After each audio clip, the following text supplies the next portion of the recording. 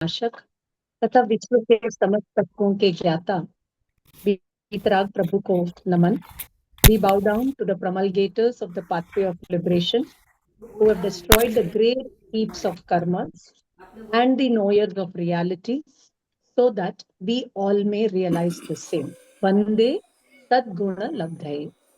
जो गुण परमात्मा ने प्राप्त किए हैं या मैनिफेस्ट किए हैं, उन गुणों को मैं भी मैनिफेस्ट करूं या हम सब भी मैनिफेस्ट करें, ऐसी भावना भाते हुए हम सब तत्वार्थ सूत्र का पारायण कर रहे हैं, अध्ययन कर रहे हैं, स्वाध्याय कर रहे हैं.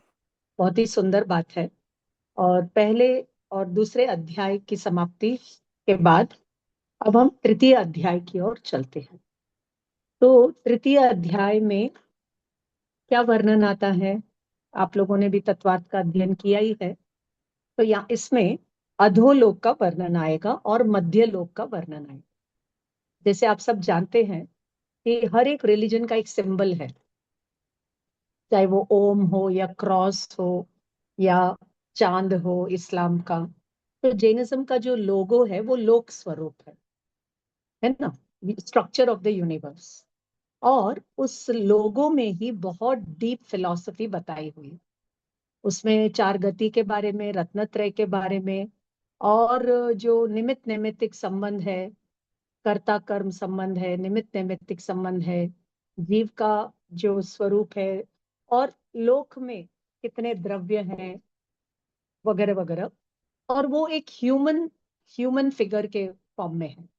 आप सब जैन लोगों जानते हैं, हम सब महावीर जयंती पर वगैरह वगैरह उसको देखते ही हैं. और आप तमिलनाडु आएंगे तो वहां पर इतना अपना हेरिटेज है. तो यहाँ के हमारे दिगंबर महासभा ने, जो ऑल इंडिया लेवल की दिगंबर महासभा निर्मल कुमार जी सेठी के गाइडेंस में काम कर रही है. अभी तो वो नहीं रहे, राजकुमार जी सेठी वगैरह है. तो और यहाँ के स्थानीय तमिल दिगंबर लोगों के कोऑर्डिनेशन से, जहां भी अपने तमिल नहीं बोलना, दिगंबर जैन मंदिर भी नहीं बोलना, जैन मंदिर है, तो उन्होंने एक एक एरिया और स्ट्रीट के बाहर वो जैन लोगो, एक येलो कलर का एक आइडेंटिफिकेशन चिन्ह के रूप में डाल के उधर लिख दिया कि जैन टेम्पल, एरो मार्क. तो आप तमिलनाडु में जाएंगे तो आपको लगभग 400-500 जैन लोगों के ये आपको रोड पे जैसे होते ना रोड के नाम वगैरह, वैसे आपको मिल जाए. तो ये जो लोक का स्वरूप है, तो इसमें ऊर्ध्वलोक, मध्यलोक, अधोलोक, और नीचे जो एक कोटेशन दिया हुआ है वो तत्वार्थ सूत्र के 5वें अध्याय का है. तो उस सूत्र पर जब मैं आऊंगी तब उस सूत्र को हम और डिटेल में डिस्कस करेंगे. आज तो बात हमें करनी है अधोलोक और मध्यलोक की. और ऊर्ध्वलोक की चर्चा आएगी चौथे अध्याय में. ऊर्ध्वलोक की चर्चा आएगी चौथे अध्याय में. अब बहुत सारे लोगों को डाउट होता है. क्या डाउट होता है? कि जैनिज्म ने जो लोक का स्वरूप बताया है, क्या हम उसको साइंटिफिकली वेरीफाई कर सकते हैं? नहीं कर सकते. क्योंकि दो डिफरेंसेस मैं आपको बता देती हूँ. कि सबसे पहले तो जैनिज्म में ये तत्वार सूत्र है और तिल्लोय पन्नति ग्रंथ है दिगंबर ट्रेडिशन में, और श्वेतांबर ट्रेडिशन में जम्बूद्वीप प्रज्ञप्ति, सूर्य प्रज्ञप्ति, चंद्र प्रज्ञप्ति आदि आदि ग्रंथों में. और आचार्य विजयराज जी महाराज साहब ने एक बहुत ही सुंदर सी एक किताब निकाली है, जिस किताब का टाइटल है आओ लोक की सैर करें. आओ लोक की सैर करें, एक पिक्टोरियल बुक है जिसमें उन्होंने थर्ड और फोर्थ चैप्टर ऑफ तत्वार्थ सूत्र के जो डिटेल्स है, और भी अलग अलग कमेंट्रीज में जो अपने को डिटेल्स मिलते हैं, ग्रंथों में जो डिटेल्स मिलते हैं, आगमों में जो डिटेल्स मिलते हैं, उन सबको लेकर के उन्होंने जैन कॉस्मोलॉजी और जैन ज्योग्राफी का वर्णन, एक बहुत ही हैंडी बुक है. आपको मैं वो बुक बता सकती हूँ, उसका एड्रेस भी आपको ग्रुप पे डाल सकती हूँ, ताकि आप वो बुक भी मंगा करके देख सकते हैं. आओ लोक की सैर करें. तो दो बातें मैं जो बताना चाहती हूँ कि जैन कॉस्मोलॉजी ज्योग्राफी को मैं एक साइड रख देती हूँ, और आज का मॉडर्न साइंस है, इसमें जो दो अपने को डिस्क्रिपेंसीज या डिफरेंसेस जो देखने को मिलते हैं, वो ये है कि हम कहते हैं, हम मतलब आगम परंपरा कहती है कि ये जो लोक है, ये जो अढ़ाई द्वीप है, जम्बू द्वीप है, वो वलय आकार है। वलय मतलब चूड़ी, चूड़ी यानी सपाट, फ्लैट, थाली, थाली के आकार का है। जबकि मॉडर्न साइंस क्या कहता है कि ग्लोब जो है वो एक बॉल, एक स्फीयर जैसा है ना। एक तो थाली जैसा है और एक बॉल जैसा है, तो दोनों में तो डिफरेंस अपने को लग रहा है। First point. सेकंड पॉइंट, हम कहते हैं अढ़ाई द्वीप है, असंख्यात द्वीप समुद्र है, और धरती फिक्स्ड है। सूर्य चंद्र आदि मेरु की प्रदक्षिणा करते हैं, धरती फिक्स्ड है। जबकि मॉडर्न साइंस क्या कहता है कि सन को यदि हम सेंटर में ले तो वो 8 या 9 प्लैनेट्स, पहले नाइन प्लैनेट्स बोले, फिर 8 बोल रहे हैं, तो वो सूर्य की प्रदक्षिणा करते। तो ये दो बातें हैं जो मेल नहीं खाती है। तो बहुत से लोगों के मन में डाउट आता है कि जैन कॉस्मोलॉजी, ज्योग्राफी की जो बात है, क्या वो गप है या आज की जो मॉडर्न साइंस बता रही है वो फाइनल है। तो ऐसे ऐसे क्वेश्चंस हमारे स्टूडेंट्स भी क्लास में पूछते रहते हैं। तो जो दो आंसर, ये दो क्वेश्चन के आंसर हम लोग जो बताते हैं या जो हमें समझ में आया है, वो ऐसा है कि जो साइंस है वो भी अल्टीमेट रियलिटी नहीं बताता है। वो भी it is a part of a process, है ना। वो कल कुछ बता रहा था, आज कुछ बताएगा, कल कुछ और रिसर्च में सामने आएगा, तो वो बात को बताएगा। जैसे अगर आप नोबेल लॉरिएट्स की बात लें, तो आप देखेंगे कि कितने नोबेल लॉरिएट्स ने अपने पूर्व के रिसर्च को ही क्या कर दिया उन्होंने, रिजेक्ट करके एक नई थियोरी सामने लेकर आई, या जो नया रिसर्च है वो सामने लेकर आए। So what I tell my students is that science will never give the final and ultimate answer, because science itself is a never ending process of research. So उसको भी समझ लो कि साइंस क्या कहता है, वो ये कहता है। उसको भी जान लो, समझ लो, वो तो आप सब स्कूल कॉलेज में पढ़कर ही आए हो। एक बात। दूसरी बात, जैन आगमों में जो बात बताई गई है, जैसे फॉर एग्जाम्पल ये ग्रंथ ले लेते हैं अपन, तिलोय पंडिती, तत्वार्थ सूत्र, जम्बूद्वीप प्रज्ञप्ति, सूर्य प्रज्ञप्ति, चंद्र प्रज्ञप्ति, 5 ग्रंथों के नाम मैं बता रही हूँ, जिसमें अपने को कॉस्मोलॉजी, ज्योग्राफी का वर्णन आता है। तो ये जो मूल 11 अंग है, 12 द्वादशांग में नाम नहीं आता है इनका। ये बाद में आचार्यों के द्वारा, स्थविरों के द्वारा, ये यहाँ पर अपने को उपांग के रूप में, चंद्र प्रज्ञप्ति, सूर्य प्रज्ञप्ति उपांग के रूप में आते हैं। और फिर तिल्लोय पन्नति है, तत्वार्थ है, ये भी लेटर लेटर टेक्स्ट्स में आते हैं। तो भगवान ने जो ज्ञान में देखा, अब मैं मुद्दे पर आती हूँ, भगवान ने जो अपने केवल ज्ञान में देखा वो रियल है, लेकिन भगवान ने जो बताया वो टोटली मेरे तक नहीं आया है या हमारे तक नहीं आया है। पूरा का पूरा सत्य जो भगवान ने देखा, जाना, बताया, वो भी हमारे तक पूरा नहीं आया है। तो जो आया है, थोड़ी थोड़ी सी बात आई है, उसको रख करके मैं पूरे का निर्णय नहीं कर सकती। हाँ, मुझे केवली के ज्ञान में विश्वास नहीं है ऐसा मैं नहीं कहती हूँ, मुझे केवली के ज्ञान में विश्वास है, लेकिन बाद में जो आया और वो ही फुल एंड फाइनल भगवान ने देखा, बताया, हाँ, इसको मैं डाउट कर सकती हूँ। So this is how we try to understand कि जो जैनिज्म में बताया गया वो ये है, चाहे वो तत्वार सूत्र हो, तिलोय पन्नति हो, जम्बूद्वीप प्रज्ञप्ति, सूर्य प्रज्ञप्ति आदि हो, उन सब में जो आचार्यों ने हमें जैन ज्योग्राफी, कॉस्मोलॉजी बताई वो ये है। तो ये भी कंप्लीट ट्रूथ है या यही कंप्लीट ट्रूथ है, ये हम नहीं कह सकते। हाँ, केवली के ज्ञान की जो बात है, वो टूल्स मेरे पास नहीं है इस कॉस्मोलॉजी को, ज्योग्राफी को इंटरप्रेट करने की।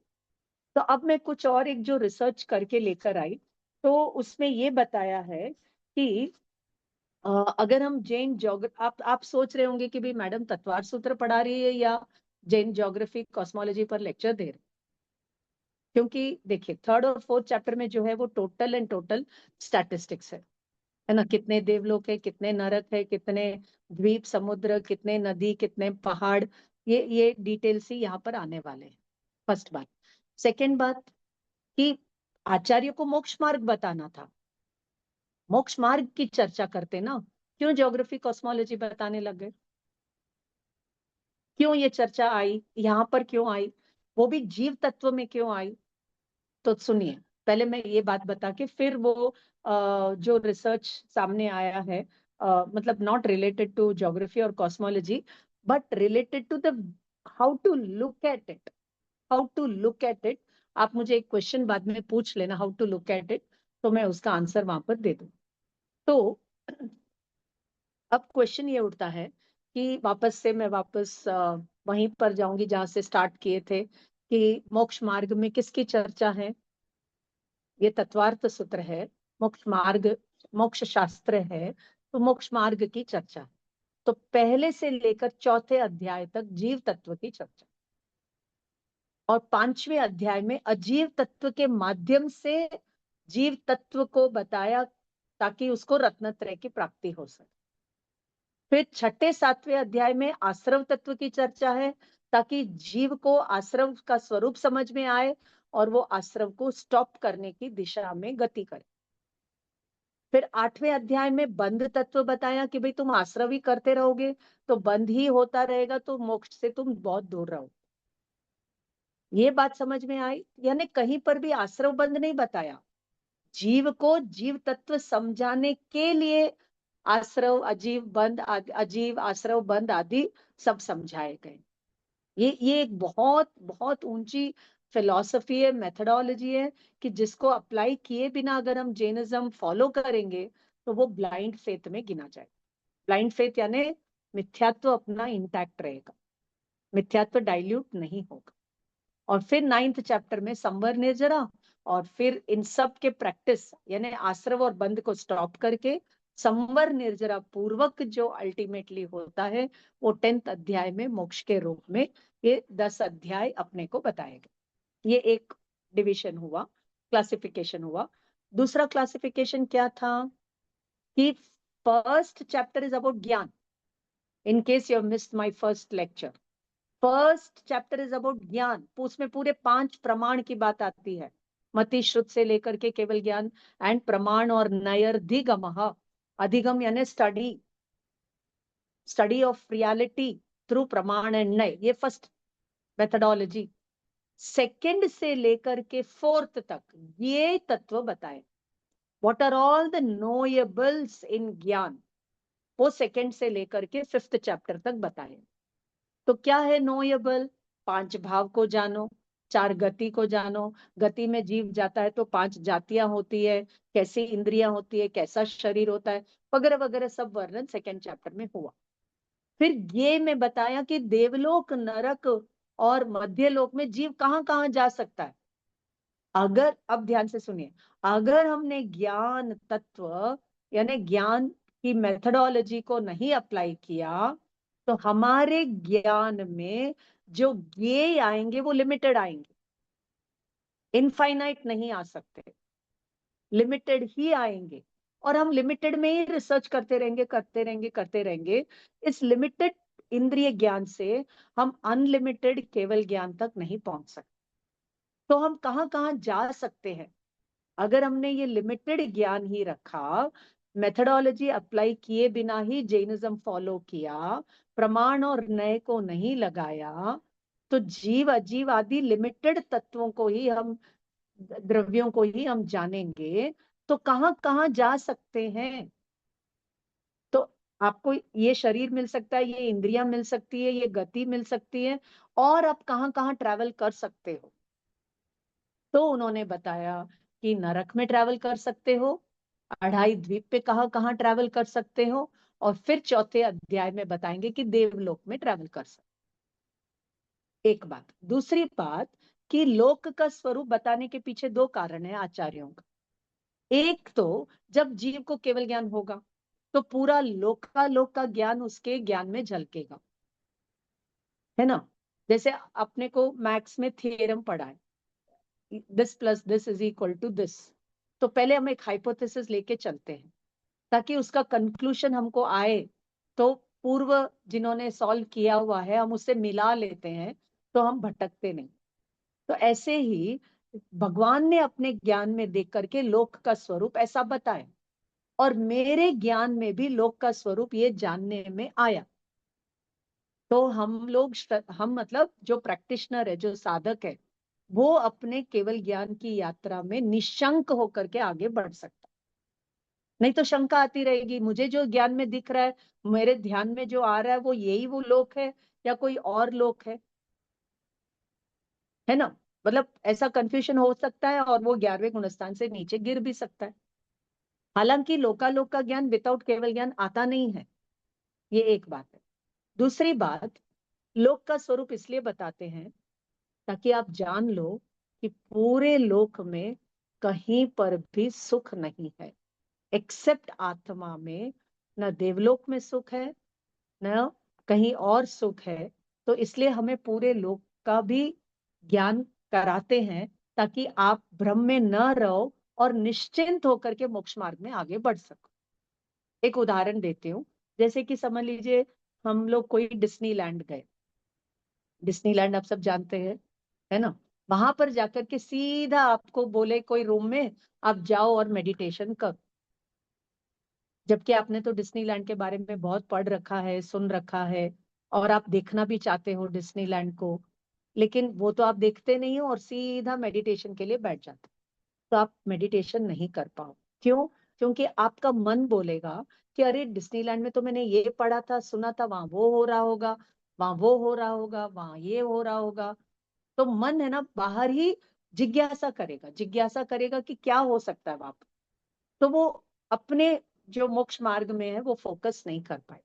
इसलिए आचार्य ने क्या किया, हमें पहले ही बता दिया कि सब जगह क्या क्या हो रहा है, ताकि अब तुम जान लो, देख लो कि बाहर जो हो रहा है वो हो रहा है, तुम्हारे भीतर क्या हो रहा है। और तुम भीतर देखोगे तो बिना कुछ देखे ही पूरा लोकालोक तुम्हारे ज्ञान में दिखे, ऐसा चमत्कार, चैतन्य चमत्कार तुम्हारा अपना आत्मा है।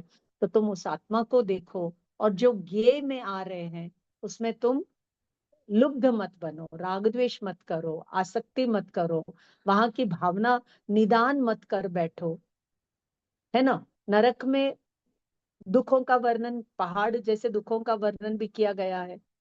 तो उन दुखों से क्या जीवों को भयभीत करना है? तो कहते हैं नहीं। वहां पर नरक में नारकी जीव नरक के दुख भोगते हुए भी सुखी दिखाए गए हैं।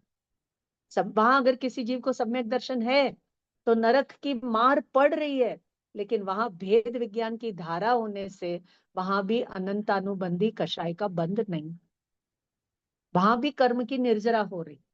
जैसे श्रेणिक राजा के, कृष्ण वासुदेव के, भले ही वो पूर्व कर्म के बंधन से, वहां का बंधन करने के बाद बाद में सम्यक दर्शन प्राप्त किए। तो इस प्रकार पूरे यूनिवर्स का स्ट्रक्चर हमें दे देते हैं ताकि अब हमारे ज्ञान में आकुलता न रहे कि वहां क्या हो रहा होगा, वहां क्या हो रहा होगा। अरे कहीं वो मार्ग तो राइट नहीं है, कहीं वो मार्ग तो राइट नहीं है, मैं जो मार्ग पे चल रहा हूँ वो सही है या नहीं है, ऐसी शंका उठती नहीं रहेगी। इसलिए आचार्यों ने हमें पहले ही पूरा खोल करके रख दिया कि देवलोक में ये है, नरक में ये है, अड़ाई द्वीप में ये है। अब तुमने सब जान लिया, अब तुम आराम से अपने ध्यान साधना में आगे बढ़ सकते। जैसे डिज्नीलैंड का आपने पूरा चक्कर काट लिया, आपने देख लिया सब जगह क्या हो रहा है। अच्छा चलो, कहीं भी सुख नहीं है, अब भीतर में सुख है, तो भीतर की यात्रा कोई जीव करना चाहे तो कर सकता है। तो ये थोड़ी सी बातें मुझे बतानी थी। अब हम चलते हैं। तो मेरे सामने सर्वार्थ सिद्धि की जो टीका है स्वामी पूज्यपाद की, उसमें जो तीसरे अध्याय में जो वर्णन आता है, तो उसको लेकर के मैं आपके सामने, और वो जो चार्ट बुक है इंग्लिश में हमने रखी है, और जल्दी ही उसकी तमिल बुक भी हम 10 मई को रिलीज कर रहे हैं।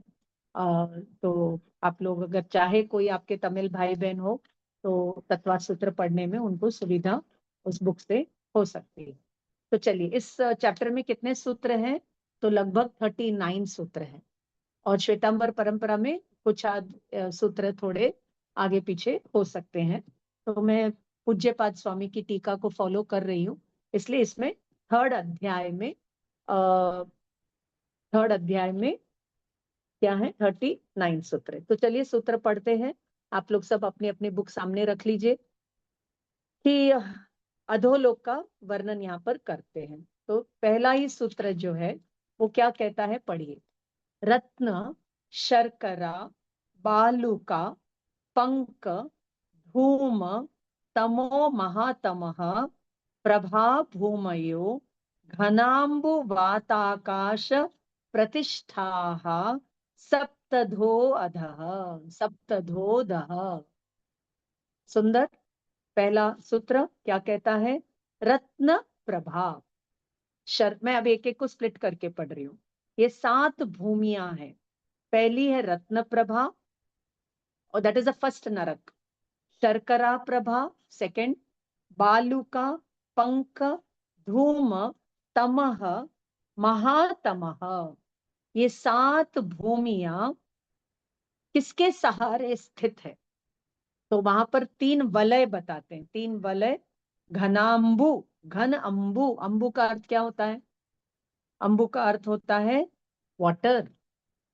फिर वात, वात यानी वायु, एयर। और फिर आकाश के सहारे प्रतिष्ठा, प्रतिष्ठा यानी यानी स्थित। और क्रम से अध अध, एक के नीचे एक है, एक के नीचे एक है। तो अब देखिए, अगर ये चैप्टर हमें और अच्छे से पढ़ना है तो इसके लिए एक वर्कशॉप करनी चाहिए, पूरा विथ चार्ट्स, है ना, विथ इमेजेस। हमारे डिपार्टमेंट में हम लोग काफी सारे चार्ट्स रखते हैं, नरक के वगैरह वगैरह। तो एक हमारे मास्टर जी आते हैं और वो 2 दिन तक सारे चार्ट्स को समझाते हैं। बच्चे लोग बैठते हैं, सब लोग, टीचर्स, बच्चे सब बैठते हैं, और हम लोग एकदम से ये वर्णन हम लोग बहुत अच्छे से इसको करते हैं। तो चार्ट्स के सहारे अगर आपके पास आओ लोग की सैर करें तो उसमें भी आप देख सकते हैं। या फिर जैसे 7 नारकी है, एक के नीचे एक, 3 3 ये है। घनाम्बु, वात, आकाश, फिर पृथ्वी, फिर घनाम्बु, वात, आकाश, फिर पृथ्वी, घनाम्बु, वात, आकाश। यानी आकाश के सहारे। अगर आपको और एक बहुत अच्छी बुक पढ़नी हो तो आप लोग नोट कर सकते हैं, a source book in Jain philosophy by Devendra Muni Shastri, translated by Dr. T.G. Kalgadgi, the first professor and head of our Department of Jainology, and edited by Professor Devadas, Professor of Philosophy. तो इस बुक में आपको बहुत सारा जीव अजीव आदि, जैन मेटाफिजिक्स, जैन कॉस्मोलॉजी तो ज्यादा यहाँ पर नहीं है, लेकिन वहां पर हमने एक बात पढ़ी थी कि पूरा ये जो अलोक आकाश है, इनफाइनाइट आकाश के बीचों बीच ये अपना 14 रज्जु वाला लोक है। तो आकाश के सहारे ये लोक स्थित है। तो आकाश इज द बेस। तो आकाश के बेसिस पे कौन स्थित है? तो यहाँ पर आएगा आगे कौन स्थित है। तो कहा कि जैसे अपन बोलते हैं ना, घनवात, तनवात, किसी को मालूम है वो 3 वलय? किसी को मालूम है? पूछ सकती हूँ किसी को, है ना? तो वो 3 वलय है। उसके जैसे आकाश के सहारे है एयर, एयर के सहारे है वाटर, या am I telling the other way around? और वाटर के सहारे है अर्थ, अर्थ के सहारे है जीव और अजीव, है ना? और जीव में है अनंत उपयोग लक्षण, और उसके उपयोग में आता है ये पूरा लोकालोक। तो बड़ा कौन हुआ?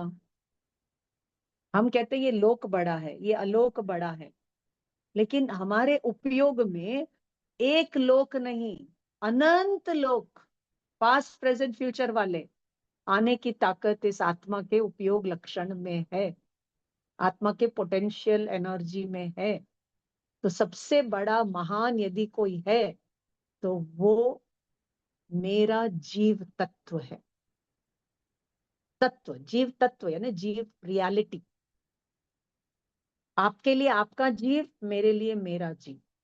मेरे जीव के लिए आप ज्ञेय हो, आप ज्ञान हो, मैं ज्ञान हूं, और आपके जीव के लिए मैं ज्ञेय हूं, तो मैं अजीव हूं। अजीव, नॉट योर जीव। ऐसे ही मेरे ज्ञान के लिए आप ज्ञेय हो, इवन अनंत अरियन सिद्ध परमात्मा भी हर एक ज्ञान के लिए दूसरे अरियन सिद्ध ज्ञेय। तो कोई किसी और का ध्यान करके महान नहीं हो सकता। जो भी महान होता है सब अपने अपने स्वरूप का ध्यान रखकर, ध्यान करके ही महान हुए। ऐसे हमें अरियंत सिद्ध परमात्मा डेमोन्स्ट्रेट करके बता रहे हैं।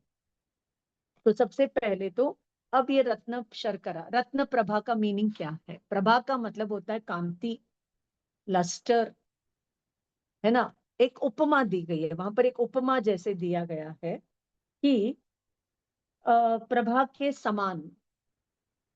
तो रत्न, रत्न के समान, जैसे जो पहली नरक है वो रत्न के समान चुभने वाली, चुभने वाली, रत्न के समान चुभने वाली। और दूसरी जो नरक है वो शर्करा। शर्करा का मतलब क्या है यहाँ पर? शर्करा का मतलब होता है पेबल्स, पेबल्स के जैसे। और तीसरा है बालूका, बालूका यानी सैंड के जैसा। चौथी है पंख, पंख यानी कीचड़ के जैसा। और पांचवा है धूम, धूम यानी धुएं के जैसा। और छठा है तम यानी अंधकार के जैसा। और सेवेंथ है महातम यानी महान अंधकार के जैसा।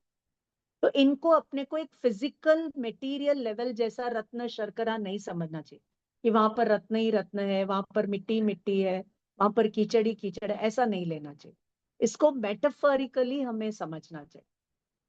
तो मैं एक उदाहरण मेरे स्टूडेंट्स को देती हूँ, वो मैं आप लोगों के साथ शेयर करना चाहती हूँ।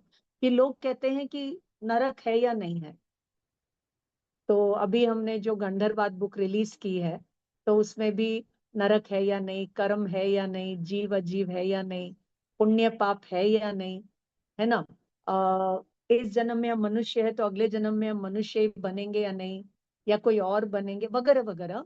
ऐसे 11 गंधर्वों के 11 डाउट्स गंधर्वाद में बहुत डिटेल में हमारे आचार्यों ने दिया।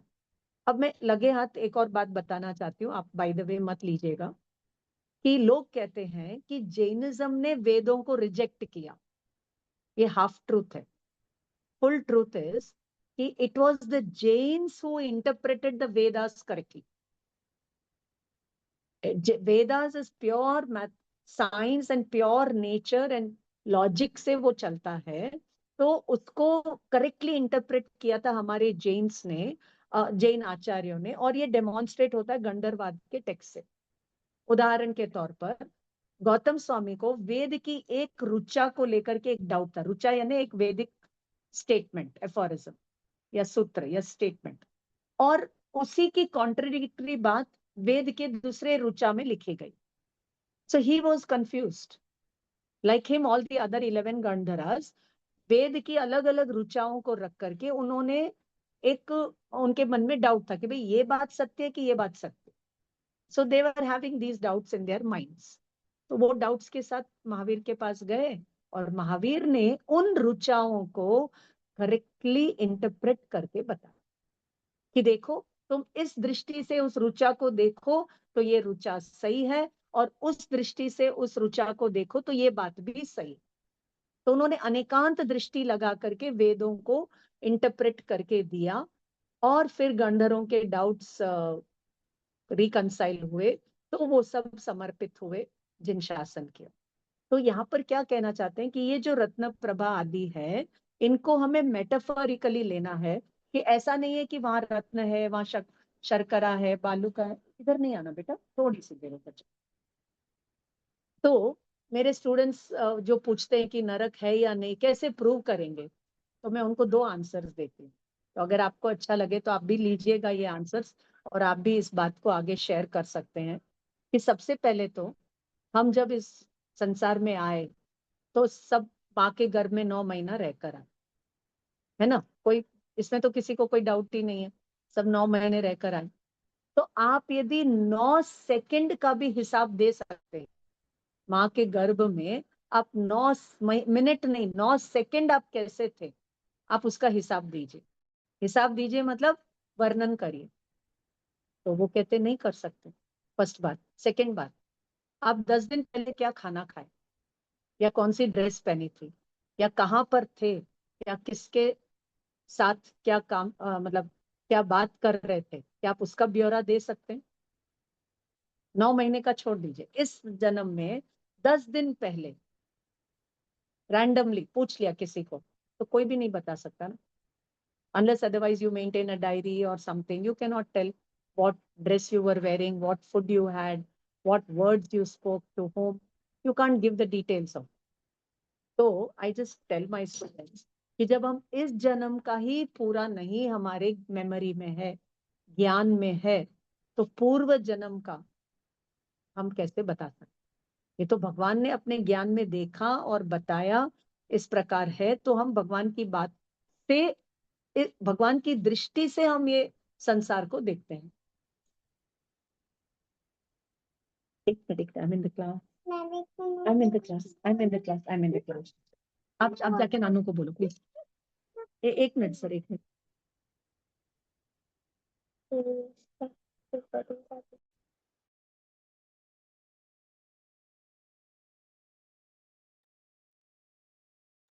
अच्छा, ठीक है सर। तो उनको मैं बताती हूँ कि ये रत्न प्रभम, फिर मैं कहती हूँ आपको 7 नरक के दर्शन करना, अब भी करा देते हैं। हाँ हाँ बोल। हाँ, ये बच्ची बोलना चाह रही है कि उसके जो बड़े नानी है वो गुजर गए, तो उसके लिए प्रेयर कर रहे हैं। ठीक है, बोल दिया। Sorry sir, sorry for the disturbance. सब लोग म्यूट पे रहिए ना प्लीज, सब लोग थोड़ा सा म्यूट पे रह जाइए। मैंने कर दिया, म्यूट कर दिया सबको। हाँ, तो अब इसको थोड़ा मेटाफोरिकली लेते हैं कि एक लड़की की जब सगाई होती है, तो उसको है ना, the grass is greener on the other side. तो ससुराल है ना एकदम रत्न रत्न जैसा लगता है। ओके, तो वो रत्न प्रभा लगता है, रत्न प्रभा। फिर जैसा लगता था वहां जाने के बाद वैसा हुआ नहीं। आपको मैं बताऊं, मेरी डॉटर की शादी हुई तो लव मैरिज थी उसकी, और जैसे ही शादी हुई दूसरे तीसरे दिन आके मेरे गले लग करके बोल रही है, मम्मी मुझे 12 भावना सुनाओ। संसार में कोई सार नहीं है।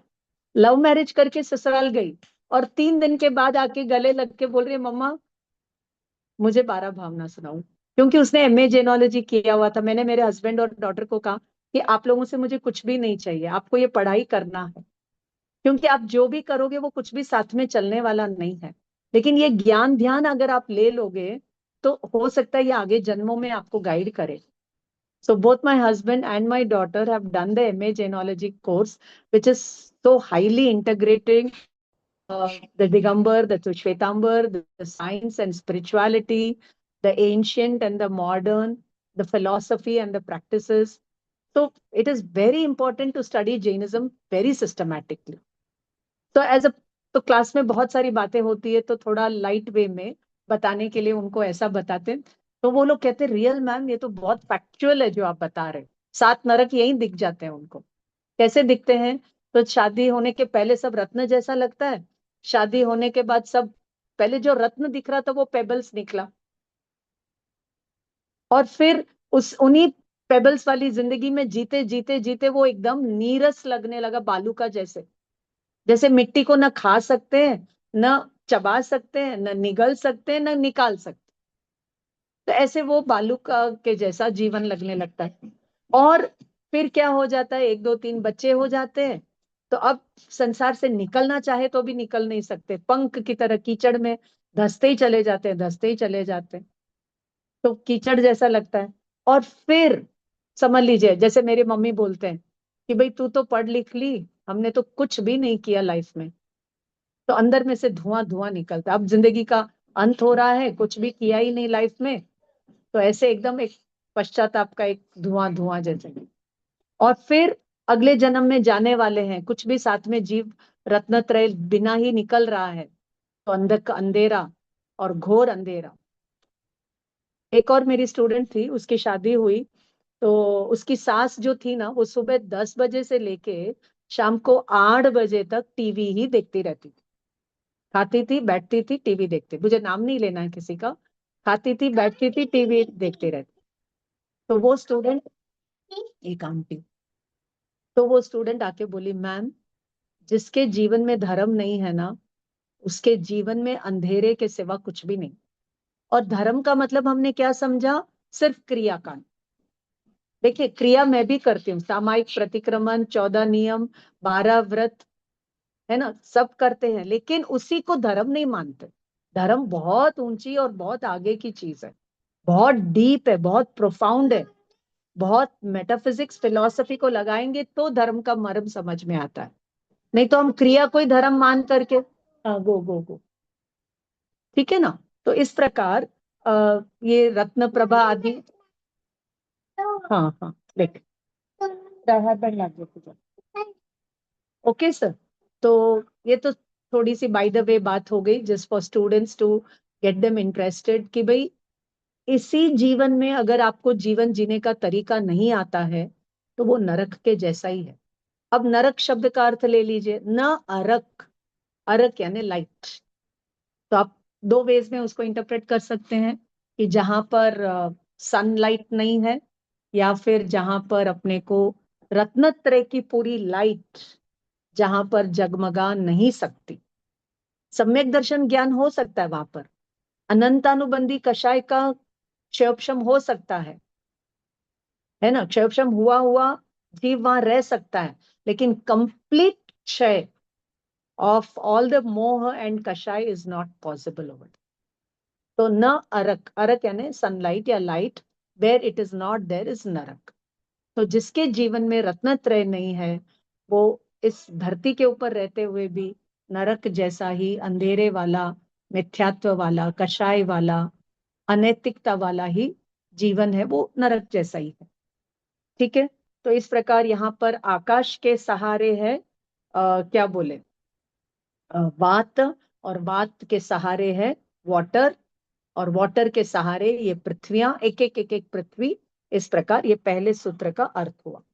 तो सबसे पहले तो अधोलोक, अभी जैसे अधो यानी वॉट, लोअर, मध्य यानी ट्रांसवर्स, और ऊर्ध्व यानी upper world. Upper world, middle world and lower world. तो लोअर वर्ल्ड की चर्चा कर रहे हैं। तो ये लोअर वर्ल्ड कहाँ है? तो कहते हैं कि अलोक आकाश के मध्य में, अलोक आकाश के मध्य में। अब देखो, आचार्यों ने हमें बताया कि लोक के मध्य में एक त्रस नाड़ी, जैसे अपने बॉडी में spinal cord, it is in the middle of the body, not back but middle में, है ना, स्पाइनल कॉर्ड अंदर में, है ना। तो ऐसे वो मिडल ऑफ द यूनिवर्स में ये त्रसनाड़ी है, और सिद्धशिला यहाँ पर है, यहाँ नहीं है। लोग, हम लोग डॉट में तो ऐसे ही बताएंगे कि यूनिवर्सिटी तमिलनाडु या इंडिया यहाँ पर है, या कहीं पर एक डॉट पर, लाइक एक्चुअली वो वहां नहीं है। आपका घर कहाँ है, आप गूगल मैप पर कहाँ बताओगे? डॉट लगा के बताओगे, इंडिया मैप पर डॉट लगा के। लेकिन जब आपका घर तो वहां उसके अंदर अंदर अंदर अंदर कहीं होगा। तो ऐसे ही ये त्रस नाड़ी के बीचों बीच ये अढ़ाई द्वीप और अधोलोक ऊर्ध्वलोक है, और ऊपर सिद्धशिला यहाँ पर है। तो यहाँ पर बीच में वो त्रस नाड़ी चलती है। ठीक है। तो और ये आकार, क्या आकार है इसका, शेप क्या है? तो कहा कि पुरुषाकार है। पुरुष अपने दोनों पांव को स्प्रेड करके कमर पर हाथ रखे, और हाथ को ऐसे स्प्रेड करके रहे, है ना। तो और हम लोग बहुत बार क्या करते हैं, ये जो लोक का स्वरूप है ना, हम लोग करेक्टली ड्रॉ नहीं करते हैं। जो सिद्धशिला एक रज्जु, मतलब जो भी उसका डायमेंशन है, और ये मध्य लोक का, वो सेम टू सेम होना चाहिए, है ना। अढ़ाई द्वीप और Siddhashila should be of the same dimension. लेकिन हम लोग क्या करते हैं, उसको तो पतला करेंगे, इसको इतना मोटा कर दो। तो हम बच्चों से लोग का स्वरूप भी ड्रॉ करवाते हैं, तो वो लोग क्या करते हैं, ऊपर से पतला करेंगे, इधर नीचे आके ऐसा मोटा कर दें। And then we tell them to correctly do it again and again, so that at least हमारे ज्ञान में वो प्रपोर्शन तो आए, समझ में तो करेक्ट आए। तो इस प्रकार। और दूसरा इसका बताते हैं 1.5 मृदंगाकार।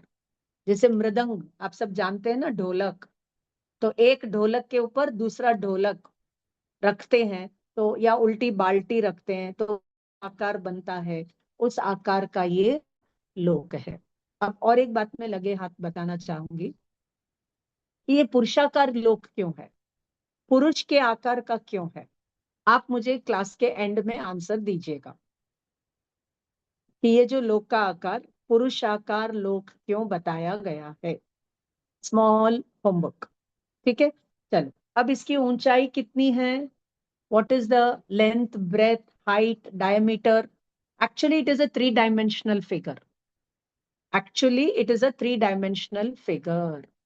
है ना, आपको कहीं पर इसका पिक्चर भी मिल जाएगा, लेकिन आप बोलेंगे तो फिर मैं एक मिनट में मैं बुक लाके आपको बता ही देती हूँ।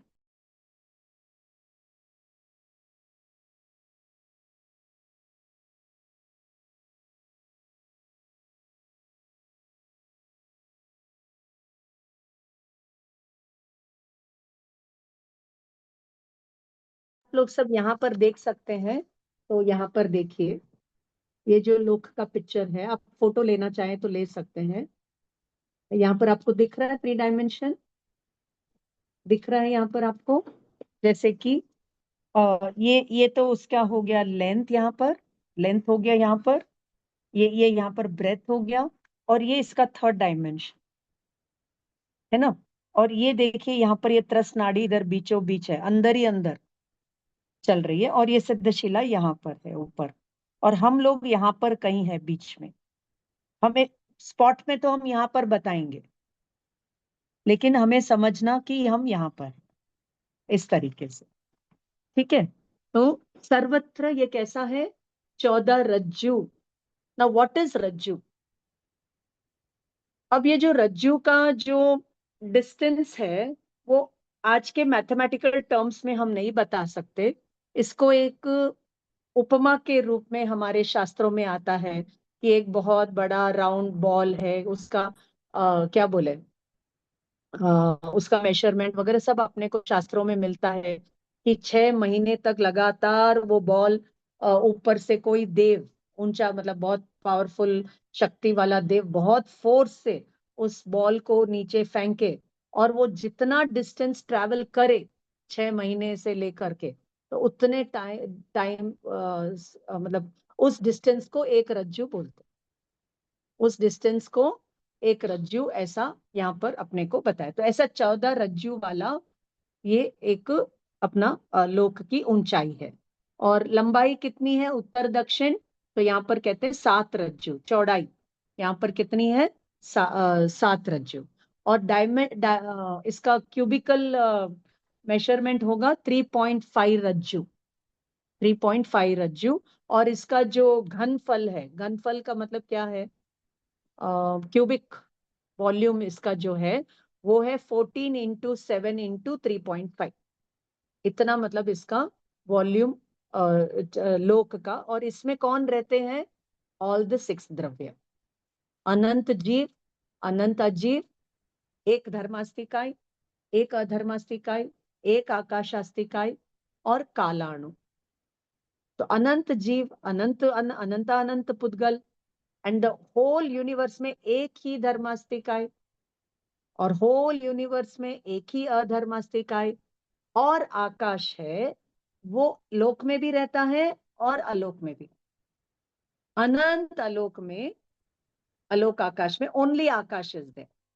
और यहाँ पर 6 लोक, ये लोक में, इसको एक और एक सूत्र जो अपने को मिलता है वो ये है, षड द्रव्यात्मकम लोकः। What is there in the लोक, षड द्रव्यात्मकम, यानी 6 द्रव्य का बना हुआ है ये लोक। अब लगे हाथ, और एक बात आ गई ध्यान में तो बता देती हूँ कि लोक को लोक क्यों कहते हैं। तो आप लोग फाइंड आउट करना, मैं नहीं बताऊंगी आंसर, सॉरी, हाँ बार बार फोन लग रहा है। लोक को लोक क्यों कहते हैं, आप थोड़ा सा इधर चिंतन करके क्लास के एंड में अपन इस बार ये 2 क्वेश्चंस को डिस्कस करेंगे, ठीक है। तो चलिए, तो अब ये त्रस नाड़ी कहाँ पर है, तो लोक के मध्य में है। और ये कैसी है, ये कैसी है त्रस नाड़ी, तो कुछ कम 13 रज्जु, पूरे 14 रज्जु की नहीं है, थोड़ी सी कम। और लंबाई 1 रज्जु, चौड़ाई 1 रज्जु। और यहाँ पर कौन रहते हैं त्रस नाड़ी में, नाम से ही क्लियर है, only tras, tras jiva can not go outside the tras nadi. Tras नाड़ी में त्रस और स्थावर दोनों रहते हैं, but tras will not travel outside the tras nadi and the whole universe. अब मैं आपको 3 पावरफुल स्टेटमेंट्स बताना चाहती हूँ. जब मैंने आगम स्टडीज चालू की, थैंक्स टू ऑल माय पाठशाला टीचर, कि बहुत उन्होंने हमें सिखाया.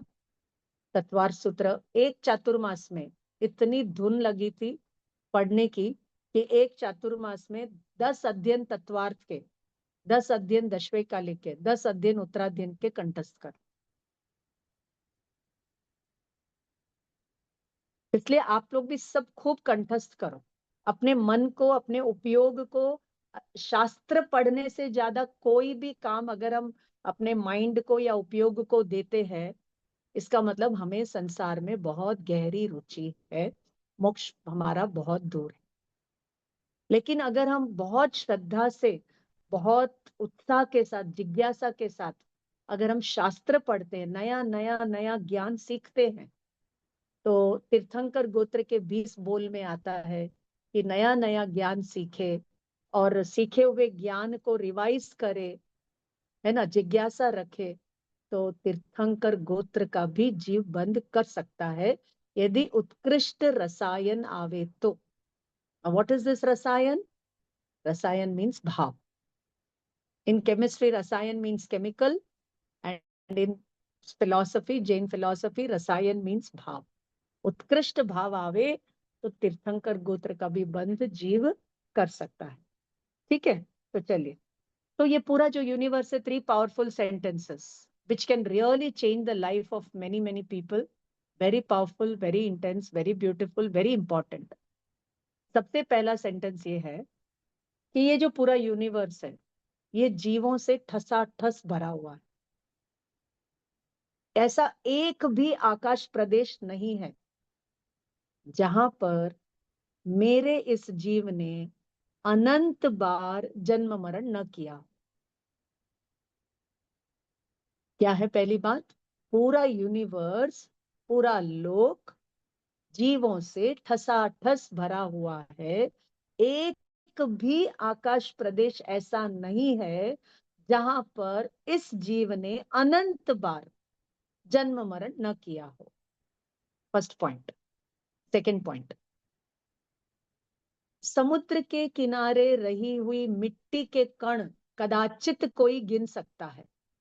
कदाचित, may be, that is also not possible, but maybe somebody can count the sand grains on the seashore, but nobody, even Aryant Bhagwan, can tell the number of births this jeev has taken.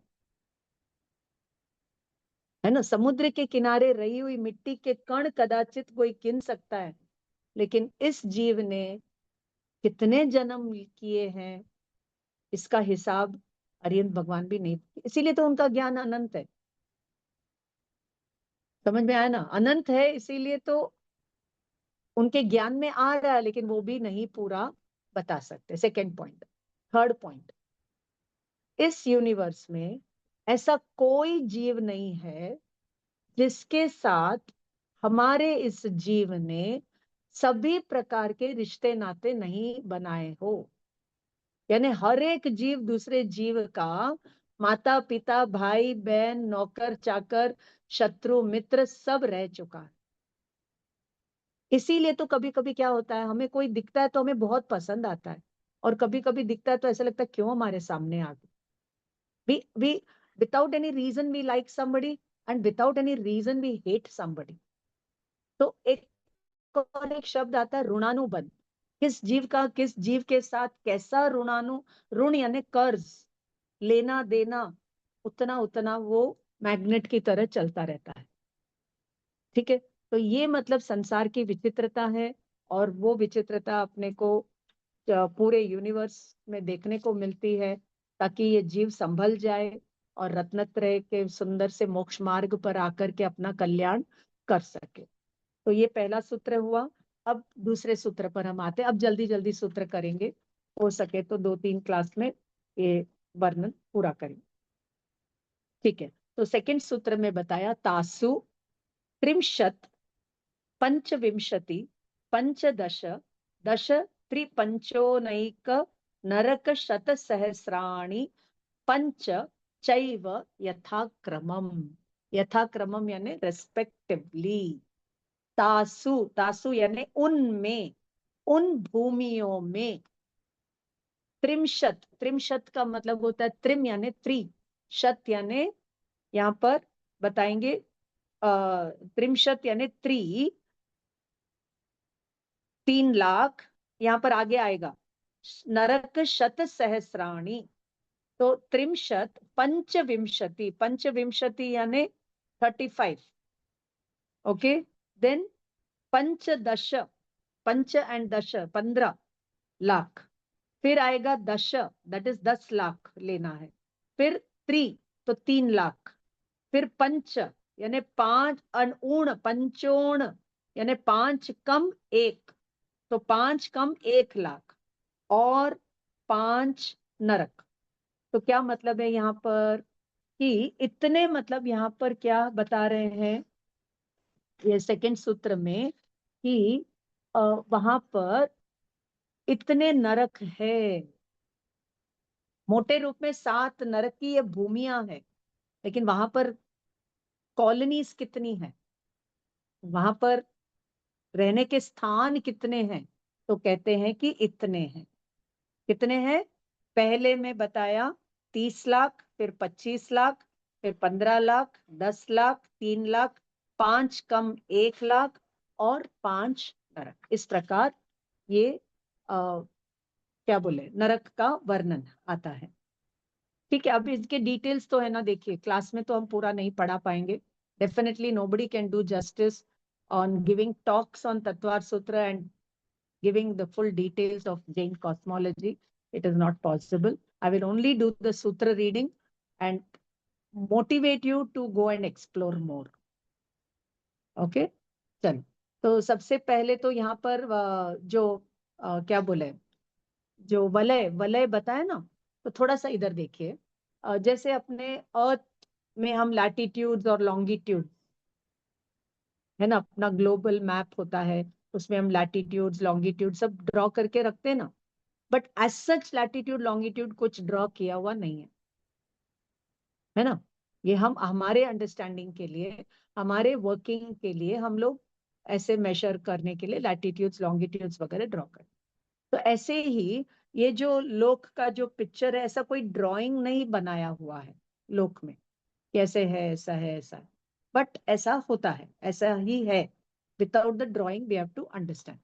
तो ये जो लोक का picture है वो अनंत आकाश, अलोक आकाश के सहारे ठहरा हुआ है। तो लोक का आधार क्या है? आकाश। आकाश का आधार क्या है? तो घनोदधि वात वलय। घनोदधि का मतलब क्या है? ठोस वायु, सॉरी सॉरी, आकाश के सहारे आएगा पतली वायु, पतली वायु। ओके, आकाश का लेयर आउटसाइड, आकाश का लेयर आउटसाइड। और फिर इस लोक के अंदर पहला जो लेयर आएगा वो है तनवात, तनुवात। तनु मीन्स व्हाट? पतला। वात यानी air, thin layer of air, पतली हवा। उसके पतली हवा के सहारे है थिक हवा, ठोस वायु, जिसको बोलते घन वात। घन यानी थिक, वात यानी लेयर ऑफ एयर। जैसे एटमॉस्फेयर वगैरह अपन बोलते हैं ना, लिथोस्फीयर, हाइड्रोस्फीयर, आइनोस्फीयर, ऐसे बहुत सारे स्फीयर्स अपने को साइंस में भी बच्चों को अपन पढ़ाते हैं। तो ऐसे ही यहाँ पर घनवात। और उस घनवात के सहारे है क्या? घनाम्बु, घनोदधि, उदधि, उदधि यानी वाटर, ऑल द वाटर है ना। 75% of our earth planet is water. तो वो किसके सहारे ठहरा हुआ है? Thick air. थिक एयर किसके सहारे है? Thin air. थिन एयर किसके सहारे है? तो आकाश। और ये वाटर के सहारे ये लैंड। और लैंड पर और वाटर पर है जीव और अजीव आदि, इस प्रकार बता। ठीक है, तो ठोस वायु प्लस जल का घेरा, तो इस प्रकार घनोदधि ये वात वलय है। तो इस प्रकार ये 7 नारकी का बहुत सारा वर्णन, इसमें कितने बिल हैं वगैरह वगैरह, इनके सारे मतलब बहुत डिटेल्स अपने को देखने को मिलेंगे। तो अभी तीसरे सूत्र पर चलते हैं कि वहां पर होता क्या है, नरक में है क्या। तो सूत्र नंबर 3 पर देखिए, नारक का नित्य अशुभतर लेश्या परिणाम देह वेदना विक्रिया, यानी नरक में निरंतर नित्य ऑलवेज अशुभ तर लेश्या, यानी कृष्ण नील कापोत लेश्या, एंड अशुभ परिणाम, दुख के ही परिणाम, क्लेश के परिणाम, संक्लेश के परिणाम, आर्त रौद्र ध्यान के परिणाम, महादुख के परिणाम, भयंकर वेदना के परिणाम, एक समय के लिए भी उनको चैन नहीं है, निरंतर निरंतर परिणाम उनके वैसे। और देह अशुभ देह है ना, डिफॉर्म्ड, डिफॉर्म्ड, अगली, डिस्गस्टिंग, जो भी बोलना हो बोल लीजिए। और वेदना, वेदना मतलब यहाँ पर अगर आप एक गवर्नमेंट हॉस्पिटल में या मेंटल हॉस्पिटल में, या आप एक रात एक गवर्नमेंट हॉस्पिटल में आप गुजार कर आइए, आपको जो वो वेदना वहां देखने को मिलेगी ना, वो उस नरक की वेदना के सामने कुछ भी नहीं। यानी इतनी भयंकर वेदना, आपको सारे कमेंट्रीज पढ़ने पड़ेंगे जो वर्णन किया हुआ है, मैं नहीं बता सकती यहाँ। वेदना और विक्रिया, विक्रिया का मतलब क्या है, डिफॉर्म्ड स्टेट। जैसे वहां पर कहते हैं कि शरीर को काट देते हैं, वो वापस जुड़ जाता है, अलग अलग आकार वहां पर होते रहते हैं, और फिर वो वहां पर कटते रहते हैं, जलते रहते हैं, और क्या बोले, वापस वैसे जुड़ते रहते हैं। ऐसे विक्रिय शरीर होता है उनका, तो वो विक्रिया वहां पर होती रहती है। तो सूत्र क्लियर हो गया, नारका नित्य अशुभतर लेश्या परिणाम, परिणाम यानी भयंकर मोह राग द्वेष कषाय, और फिर देह वेदना और विक्रिया वाले होते हैं। आगे चलिए, सूत्र नंबर 4, परस्परोदीरित दुखा। तो नरक में 3 प्रकार की वेदना होती है। एक तो वो क्षेत्र ही ऐसा है ना, क्षेत्र ही जैसे भयंकर गर्मी वाला, भयंकर सर्दी वाला, भयंकर ठंड वाला, भयंकर चुभने वाला, तो उसको बोलते हैं क्षेत्रकृत वेदना। दूसरी है परस्पर, सूत्र नंबर 4 में बताया, परस्पर एक दूसरे को दुख देते हैं, परस्पर उत्पन्न किए गए दुख वाले होते हैं। जैसे उदाहरण, यहाँ पर कोई सास बहू का झगड़ा चल रहा है, और इतना भयंकर झगड़ा चल रहा है कि फूटी आंख नहीं सुहाता है ना, दिखे तो उनके मतलब नोच डाले, ऐसी ऐसी मतलब दोनों के बीच में द्वेष या परंपरा चल रही है। और हुआ ये कि दोनों ही वहां पर नरक में जन्म ले लिए। तो यहाँ पर कहा, क्या कहा था, छोड़ूंगा नहीं तुझे, नरक में भी नहीं छोड़ूंगा। तो समझ लो कि सास और बहू दोनों नरक में जन्म ले लिए। अब दोनों को अपने को अवधि ज्ञान में याद है कि इसने मुझे सास बन के ऐसा तंग किया था, इसने मुझे बहू बन के ऐसा तंग किया था। अब वही कंटिन्यूएशन वहां पर चलता रहता। समझ में आया ना, हम जो भाव यहाँ पर करते हैं वो यहीं पर खत्म नहीं होंगे, उसका कंटिन्यूटी साइकिल चलेगा। इसलिए मत भावों को लंबा करो, वेरम मज्जम न के नहीं, किसी जीव के साथ मेरा वैर भाव नहीं है ना। इसलिए जहां भी कषाय होता है वहां से डिटैच हो जाओ, मत रहो वहां पर, डिटैच हो जाओ। लेकिन उनके साथ द्वेष भी मत करो, क्षमा का भाव रख करके आगे बढ़ते रहो। क्योंकि there should be a purpose in life, and the purpose in life is to discover the purpose in life, कि मैं क्यों आया हूं, कहाँ से आया हूं, मैं क्या कर रहा हूं और मुझे क्या करना है, वगैरह वगैरह। नहीं तो जहां लाइट नहीं है, ज्ञान की लाइट नहीं है, चिंतन की लाइट नहीं है, रैशनैलिटी की लाइट नहीं है, वहां जन्म अंधेरा वाला, अज्ञान वाला, कषाय वाला रेडी है। इसलिए ज्ञान की ज्योति जगाओ। इसीलिए बुद्ध ने, गौतम बुद्ध ने कहा, अप दीवो भव, पहले अपनी आत्मा के लिए दीपक बनो, वगैरह वगैरह। और तीसरा जो है वहां पर परमाधामी कृत वेदना, वहां पे जो परम अधम देव है, वो वहां के जेलर जैसे होते हैं, वो नारकी, पहले दूसरी तीसरी नारकी तक वो होते हैं, वो इनको दुख देते हैं। दुख देते हैं का मतलब क्या है? इनका कर्म का उदय ऐसा है और वो निमित्त बन के वहां पर खड़े रहते हैं और उनको सजा देते रहते। एक बात नोट कर लीजिए कि इस संसार में कोई किसी को न सुख दे सकता है न दुख दे सकता। सब अपने अपने ज्ञान से सुखी है और अपने अपने अज्ञान से ही दुखी। बाकी कोई शरीर की वेदना से दुखी है, कोई मेरी मुझे इज्जत नहीं दिया, ऐसा कुछ नहीं। जितना आपका नाम कर्म है उतनी इज्जत मिलेगी, नाम कर्म नहीं है तो कोई इज्जत नहीं। जितना वेदनीय कर्म है उतना वेदना आएगी, लेकिन मोहनीय कर्म के बिना वो वेदना भी दुख का कारण नहीं हो सकती। पेन हो सकता है, सफरिंग नहीं हो सकती।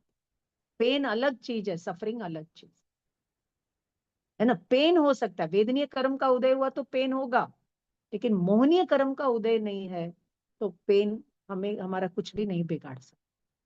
और बिना ज्ञान के, सम्यक दर्शन ज्ञान के, ये मोह समझ में ही नहीं आएगा। इसलिए मोह को समझने के लिए भी सम्यक दर्शन ज्ञान चाहिए। What is light, what is darkness, उसको समझने के लिए भी सम्यक दर्शन ज्ञान चाहिए।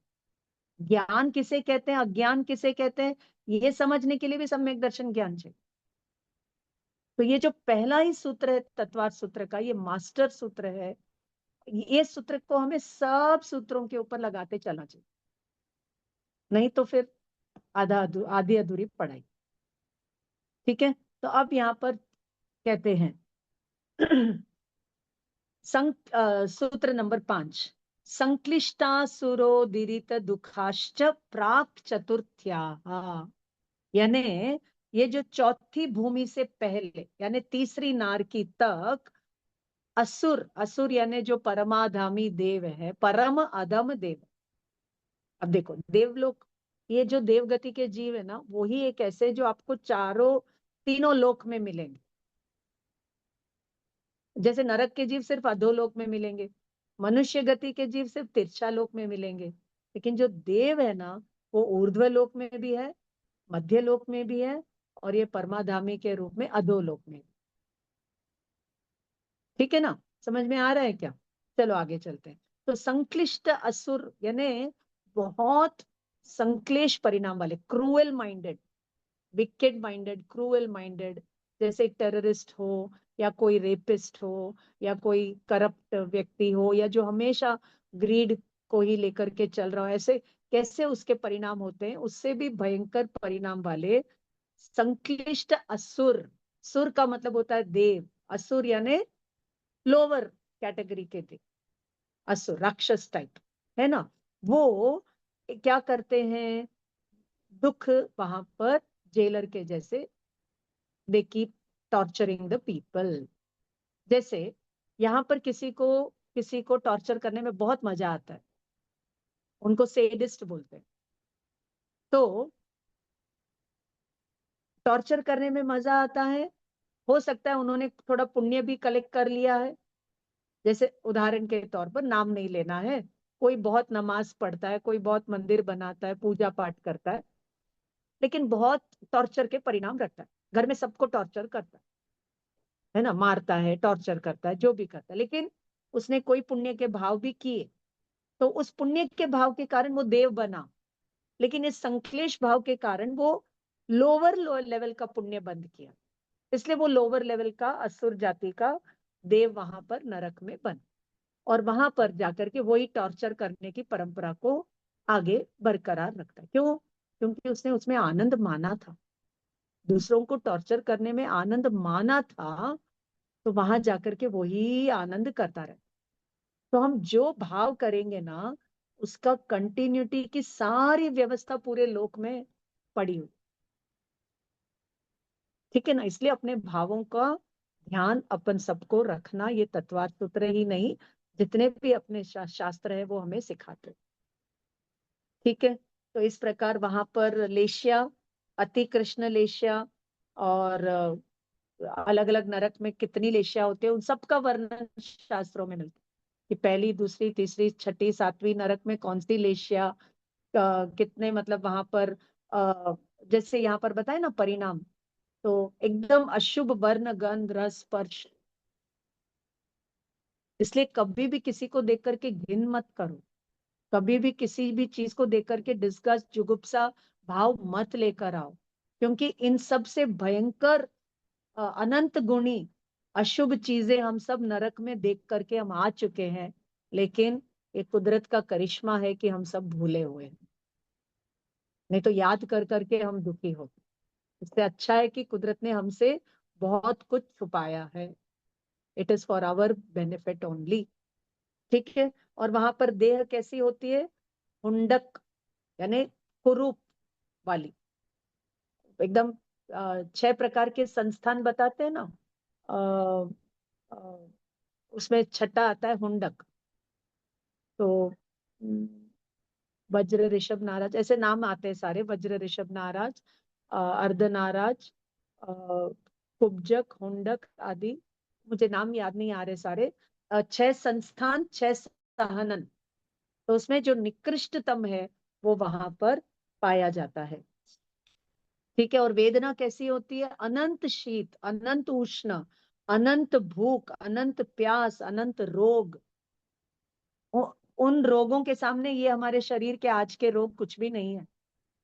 इसलिए समता रखो, धैर्य रखो, पॉजिटिविटी रखो, अपने भावों को मत गिरने दो, वगैरह वगैरह।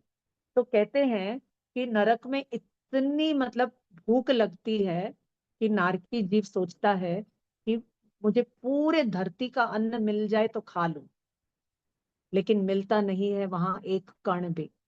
इसलिए कहते हैं कभी अन्न का अपमान मत करो, झूठा मत डालो, है ना। फिर प्यास इतनी लगती है कि सारे समुद्र जितना पानी मिल जाए तो पी लूं, भाव ऐसा आता है उसको, लेकिन वहां मिलती नहीं है एक बूंद भी पी।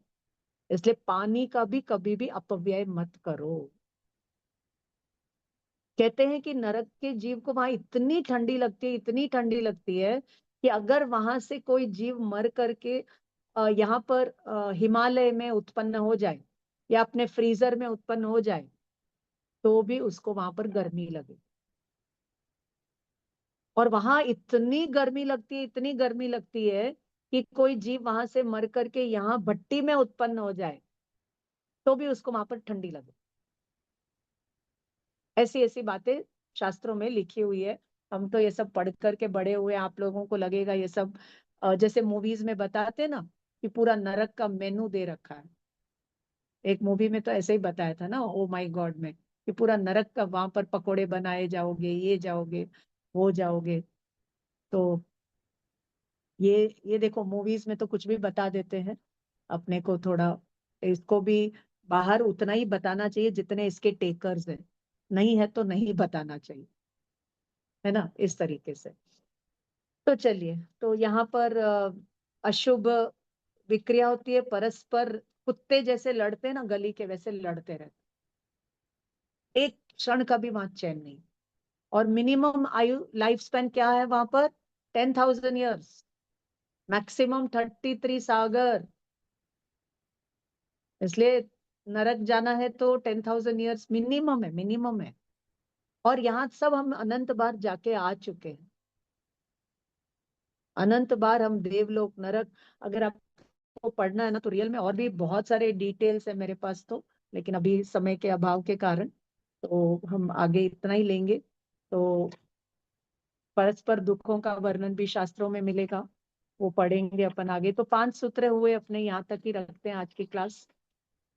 आशा है आप सबको मैंने डरा, देखो नरक का वर्णन डराने के लिए नहीं है, नरक का वर्णन कौशन के लिए है कि हे जीव तू क्या कर रहा है, तो आया है मोक्ष मार्ग पर बढ़ने के लिए, तो वापस नीचे मत चले जाना।